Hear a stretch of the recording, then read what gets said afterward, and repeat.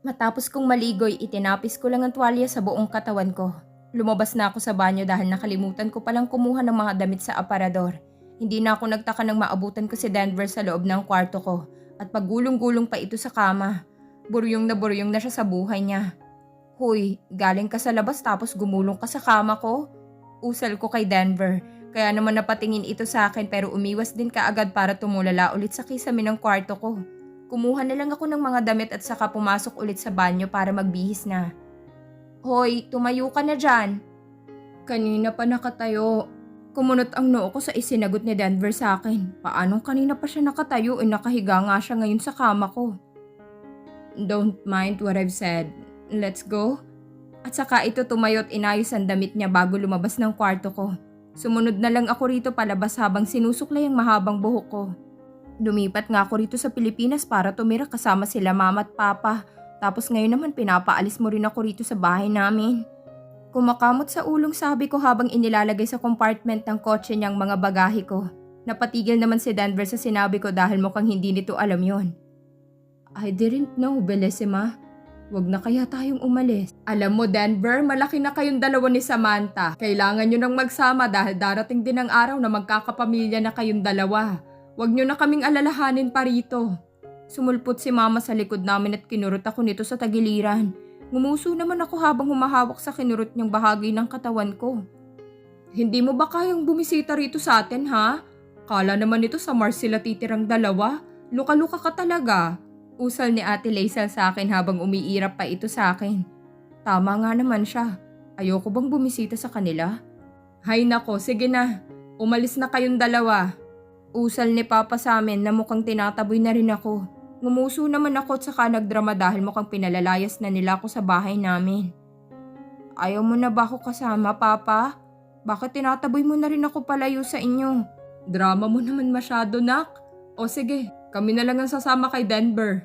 Biro nito sa akin kaya nagtawanan kaming lahat. Sumakay na lang kaming dalawa ni Denver sa sasakyan pagkatapos kong magpaalam sa kanilang lahat. Tahimik lang kaming dalawa ni Denver sa biyahe papunta sa kondo niya. Malinis pa rin ba ang kondo? Tanong ko kay Denver na kumunot ang noo. Yeah, bakit mo naman naitanong? Aba, tinanong ko lang naman kasi hindi ba't doon tayo pupunta? Ha? No. Sagot nito sa akin. Kaya naman nagtaka ako kay Denver. Tumingin ako kay Denver at pasulyap-sulyap lang ito sa akin dahil nagmamaneho pa rin ito. Saan tayo pupunta kung hindi sa kondo? Just wait, Bellissima. Nakangiting usal ni Denver sa akin. Kaya naman tumango na lang ako. Naghintay nga ako hanggang sa huminto ang sasakyan sa isang mansyon. Hindi ito bahay ng mga magulang niya. At mas lalong hindi rin ito pamilyar sa akin. Napanganga na lang ako sa ganda at lawak nito sa labas pa lang ng gate. Kaninong bahay ito? Bakit tayo pumunta rito? It's our house. Nanlaking mga mata ko sa sinabi ni Denver.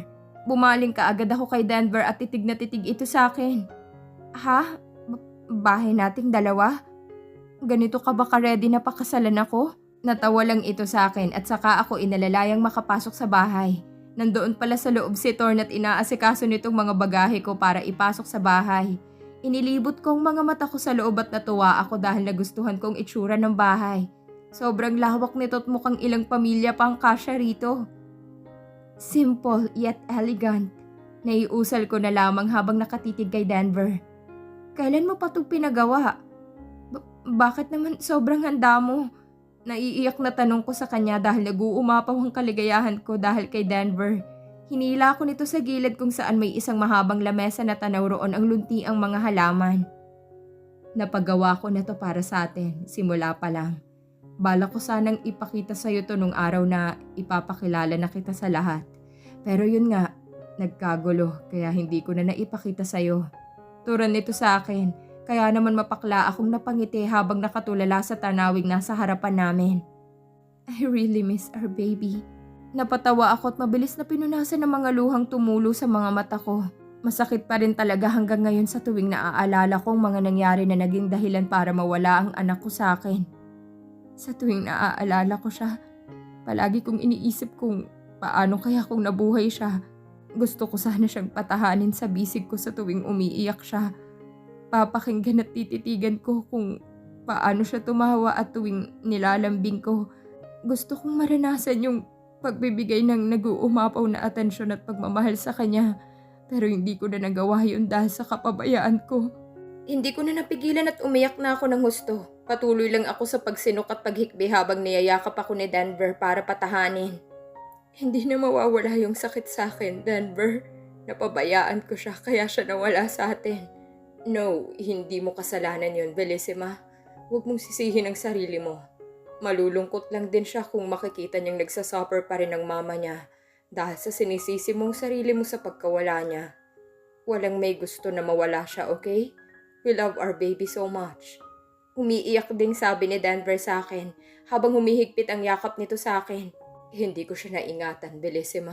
Nangako ako sa inyong dalawa na aalagaan at mamahalin ko kayo. Pero ako pa yung naging sanhi ng pagkawala niya at paghihiwalay nating dalawa.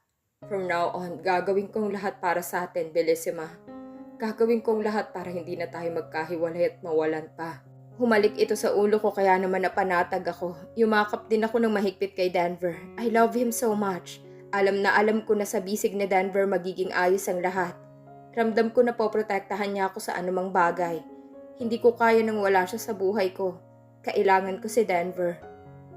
I love you. I love you too, Bellissima. Teka nga muna. Nakangusog sabi ko kay Denver at tumingala sa kanya habang nagpupunas ng mga luha ko. Ano ba kasi yung Bellissima na yan? Hanggang ngayon hindi ko pa rin alam ang ibig sabihin yung tinatawag mo sa akin. Hindi ka man lang pa na-curious at i-search sa Google kung anong ibig sabihin, Bellissima? Nagtatakang tanong nito sa akin at napakamot naman ako sa ulo ko. Na-curious ako, syempre, pero gusto ko kasi sa'yo ko mismo malaman kung anong ibig sabihin yan. Total, ikaw naman ang tumatawag sa akin ng Bellissima. Search mo ngayon, dali. Bakit pa kailangang i-search? Pwede ko namang itanong sa'yo ngayon eh. Sabihin mo na kasi sa akin, ano bang ibig sabihin ng Bellissima? Pangungulit ko kay Denver dahil matagal na akong curious kung anong ibig sabihin nito. Love? Babe? Sweetie? Endearment ba siya? Tinatawag na kasi niya akong Bellissima nung una pa lang. Okay, it means extremely beautiful. Nakatitig sa akin mga matang sagot nito, kaya naman napatakip ako sa bibig ko. Nagtaka naman ito sa akin. Kaya pala kinikilig ako kapag tinatawag mo akong Bellissima. Sabi na eh. Maganda talaga ako. Extremely beautiful pa. Hinawi ko pang buhok ko pagkasabi ko nito kay Denver kaya naman natawa siya sa akin. Hinawi niyang mga buhok ko at pinakatitigan ang buong mukha ko. Naks, sobrang puri sa sarili. Inis nito sa akin kaya naman natawa na lang ako. Nilibot pa namin ang buong bahay bago kami nagpasyang kumain sa kusina kasabay si Thorn. Sobrang saya ko dahil hindi ko talaga inaasahan na darating at mangyayari pang araw na to para sa amin ni Denver. Kinagabihan at naglinis lamang ako ng aking katawan bago lumabas ng banyo para matulog na dahil oras na rin.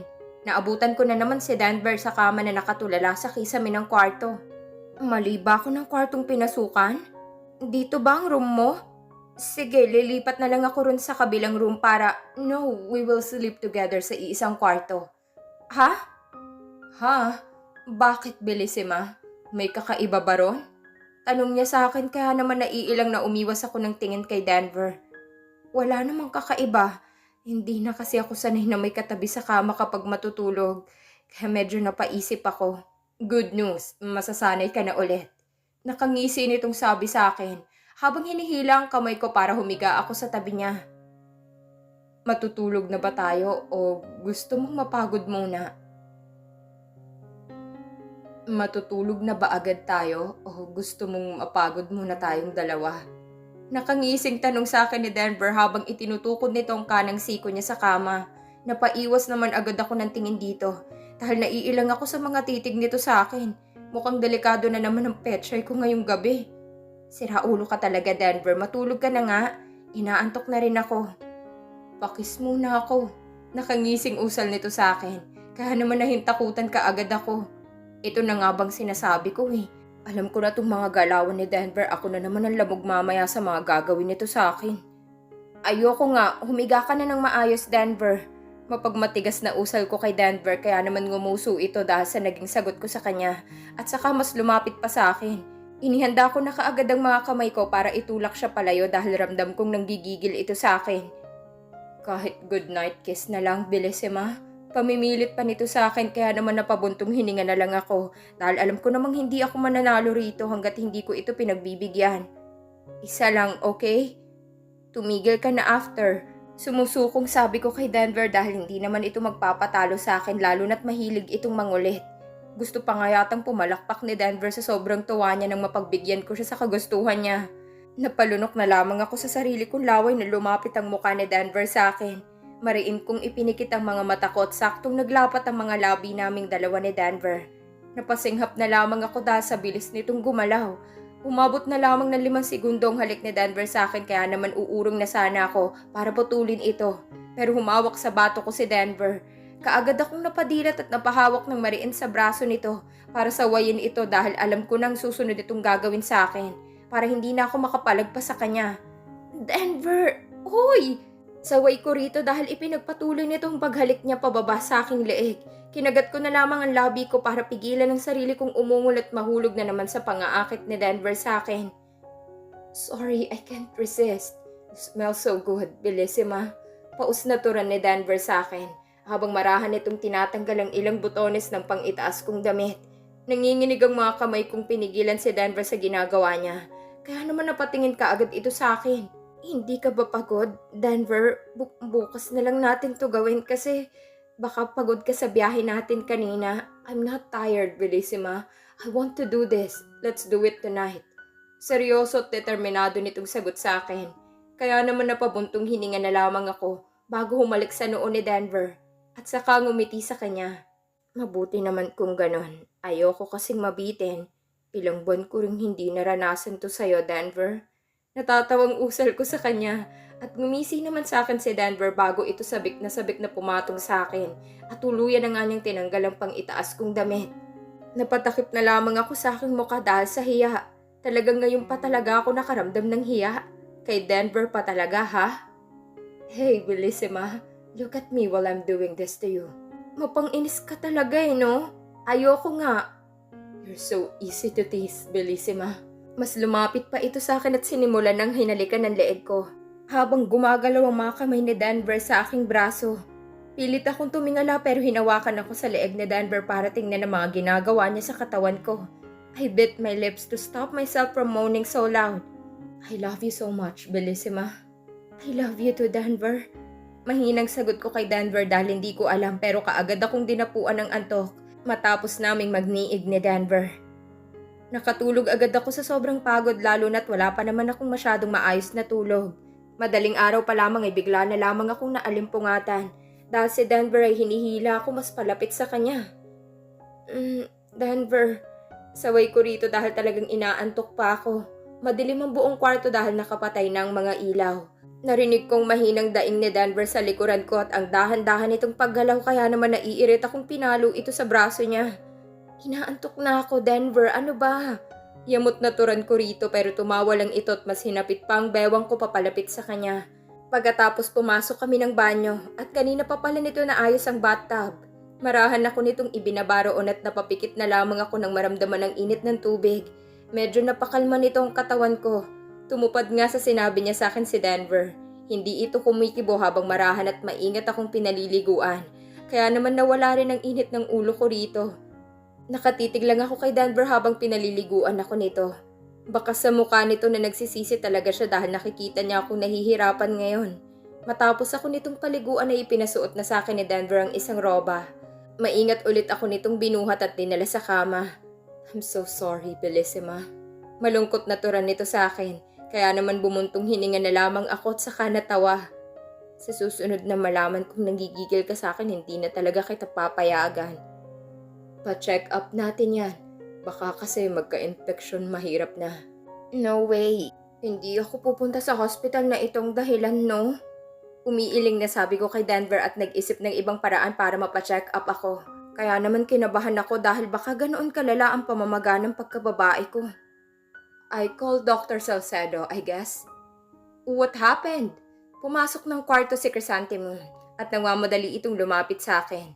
Nasa likuran niya si Denver kaya naman namula ang buong mukha ko dahil hindi ko alam paano ko sasabihin ang kalagayan ko ngayon sa kanya kahit na doktor at kaibigan ko pa ito. Lumabas ka na muna, Denver. Nahihiyang usal ko rito at napatingin naman si Chrysanthemum kay Denver. Tinangoan nito si Denver kaya naman bumuntong hininga na lang ito at saka lumabas ng kwarto. Bakit napatawag si Denver sa akin, Samantha? Binugbog ka ba niya, ha? Bakit magkasama kayong dalawa? Kinidnap ka ba niya? Nagagalit na tanong nito sa akin habang inoobserbahan ng buong katawan ko, pero napaigik na lamang ako nang hawakan itong mga hita ko. Hindi ako kinidnap ni Denver. Ano ka ba? Sure ka bang hindi? Baka tinatakot ka lang ni Denver, ha? Tatawag ako ng mga pulis. Teka lang, Chrysanthemum. Hindi nga ako kinidnap ni Denver. Ikaw muna ngang aalalahanin ko bago ang pagpapakulong kay Denver. San bandang masakit sa'yo, Samantha? Nag-aalalang tanong sa akin ni Chrysanthemum. Kaya naman abot na hanggang langit ang hiya ko dahil kailangan kong sabihin sa kanyang kalagayan ko. Dahil baka nga magka-infection ito. Ano kasi, Chrysanthemum, nakakahiya naman to. Napatakip na lamang ako sa aking mukha sa sobrang hiya kay Chrysanthemum. Kumunot ang noo nito sa akin dahil nalilito na ito sa mga ikinikilos ko. What is it, Samantha? Doktor ako, don't worry. I'll be professional. And hindi ko napakikialaman ng mga bagay na hindi naman related sa... It's very sore. Ha? Nagtatakang tanong nito sa akin nang magsalita ako. Tinuro ko ang pagkababae ko kaya naman ang laki ang mga mata ni Chrysanthemum. Can I see it? Pagpapaalam nito sa akin kaya naman bahagya kong ibinukang mga hita ko at itinaas naman itong robang suot ko. Napatakla na lamang si Chrysanthemum habang inoobserbahan ang kalagayan ng kasalanan ko. Anong nangyari rito? Magang-maga. Akala ko ba hindi ka magtatanong sa akin? Malamang kailangan kong malaman kung bakit at anong naging dahilan para magkaganyan. Nahihiya ako. Natatawang usal ko kay Chrysanthemum at naitulak ko pa ito kaya naman napailing na lang ito sa akin. Alam ko naman na talaga, bakit nga ba nagtatanong pa ako sa'yo? Mapang-inis na usal nito sa akin kaya naman napanguso na lamang ako. Nagsulat ito sa isang papel at tumayo para lumabas ng kwarto. Ilang sandali pa'y bumalik na ulit ito sa loob ng kwarto. Saan ka nagpunta? Pinuntahan ko lang si Denver sa labas ng kwarto. Pinabili ko yung mga nireseta kong gamot and ointments para sa'yo.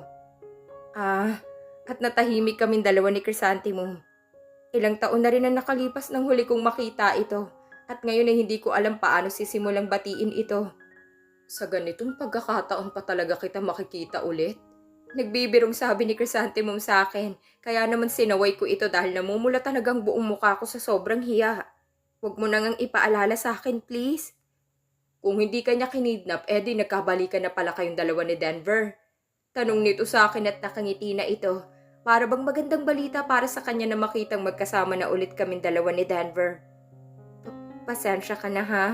Hindi man lang kita kinontact after kung ma-discharge sa hospital. Hindi na kita nakausap pa, Chrysanthemum. That's okay, Samantha. Alam ko naman na marami kang pinagdadaanan during those times. Kaya ayos lang sa akin, Samantha. Actually, umalis ako ng bansa matapos kong makauwi galing sa hospital. Halos ilang taon din ako roon at ngayon na lang ulit namin napagdesisyonan na dito na lang ulit kami manirahan sa Pilipinas. Paliwanag ko kay Chrysanthemum at napatango naman ito sa akin.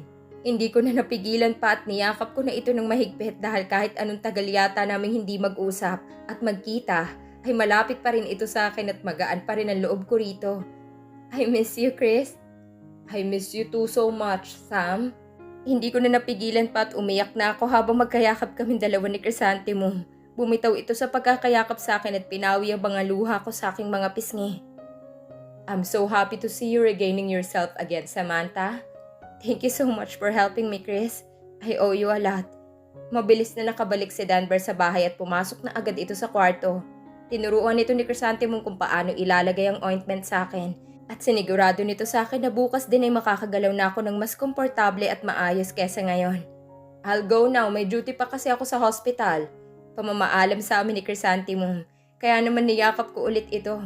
Let's catch up, okay? Text me. Sige, I'll text you. Kumalma muna kayong dalawa, ha? Let it heal. Yes, ingat ka, Chris. Thank you so much. Sigaw ko pa rito at tumango ito sa akin at lumabas na sa kwarto. Napahiga naman ako sa kama nang mawala na ito. Nagugutom ka na ba, Bellissima? Tanong sa akin ni Denver at umupo ito sa tabi ko. Nababuntong hininga naman ako at saka tumingin sa kanya. Oo, kanina pa. Ikaw ba, nagugutom ka na rin ba? Oo, tayo ka muna dyan. Bumili ako ng mga pagkain natin para mainom mo na rin yung mga gamot na pinabili sa akin ni Dr. Salcedo kanina. Pag-aayaan nito sa akin, kaya naman marahan akong tumayo mula sa pagkakahiga. Hinila nitong isang lamesa papalapit sa kama para hindi na ako maglakad pa. Wow, sarap naman, Jollibee, favorite ko. Pumapalakpak na usal ko kay Denver at inamoy kong isang bucket ng Chicken Joy. Sobrang bangot, ang sarap ng amoy ng mga fried chicken na to.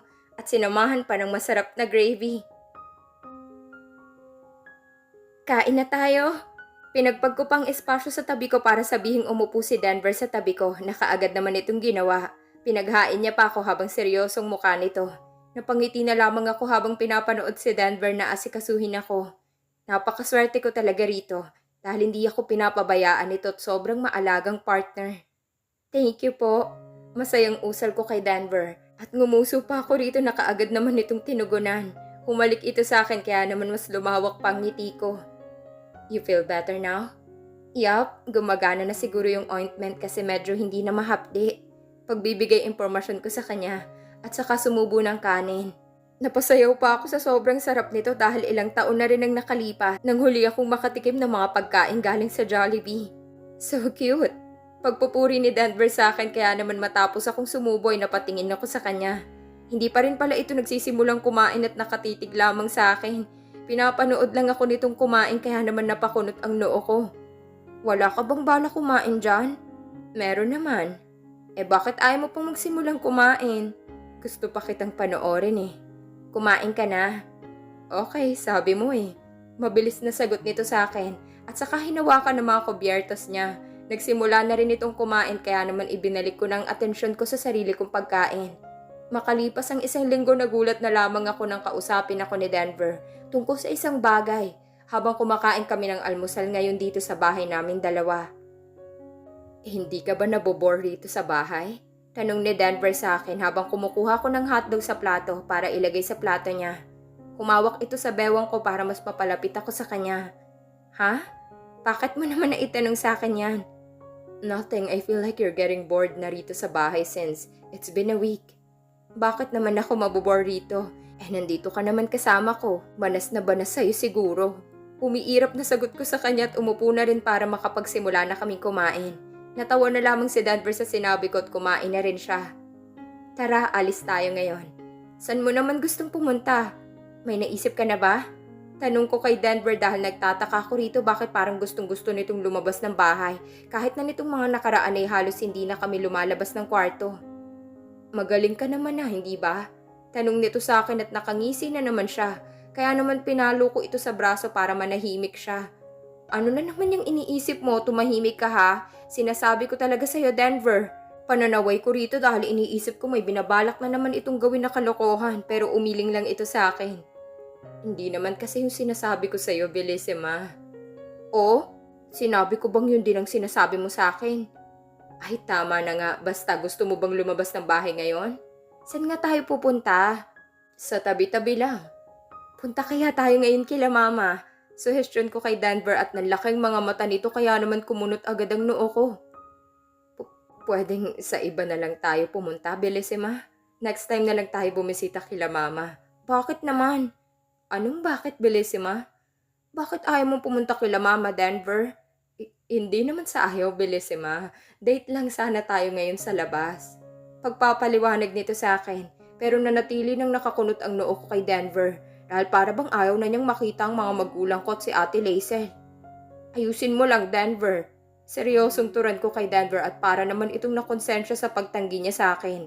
Pero hindi na ito umimik pa at nagpatuloy na lamang sa pagkain niya. Matapos naming kumain dalawa ay nag-ayos na rin ako para makaalis na kaming dalawa. Bumaba na ako sa first floor at tumiretso na sa labas dahil naghihintay na sa akin si Denver sa kotse niya dahil nauna itong matapos sa akin. Saan ba talagang punta natin? Surprise na lang po. Ha? Malalaman mo na lang mamaya. Nakangiting sagot sa akin ni Denver, pero nagkibit balikat na lang ako at nag-seatbelt. Nagsimulang magmaneho si Denver paalis ng bahay, habang ako'y iniisip kung saan talaga kami pupuntang dalawa ni Denver. Siguraduhin mo lang na may pupuntahan talaga tayong dalawa, Denver. Masama ng timpla kong usal kay Denver, at hindi ko na pinansin ang pagmamawis ng noo nito kahit naka-aircon naman kami ngayon sa loob ng sasakyan. Meron nga, Bellissima. Please be patient with me. Malapit na tayo, promise. Sagot na naman nito sa akin. Kaya naman napasandal na lang ako sa upuan at pinag-cross ang dalawa kong braso sa aking dibdib.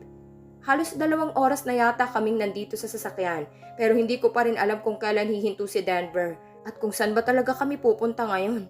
Sa palagay ko'y niloloko at pinapaasa na naman ako ni Denver na magde-date raw kami ngayon.